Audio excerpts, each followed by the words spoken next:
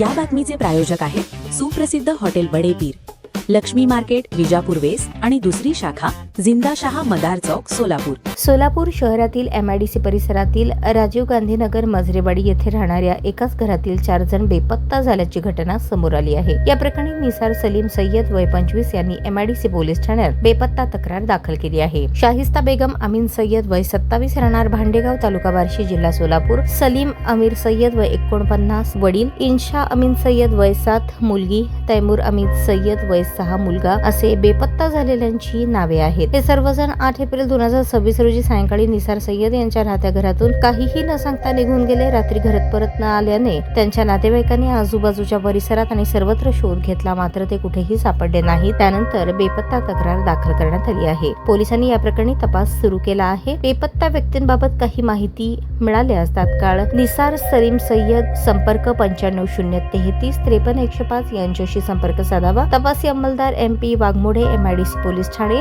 75 17 51 70 27. पोलिसांनी नागरिकांना या चौघांची माहिती मिळाल्यास त्वरित कळवण्याचे आवाहन केले आहे. ताज्या बातम्या पाहण्यासाठी प्राईम महाराष्ट्र न्यूज चॅनलला सबस्क्राईब करा.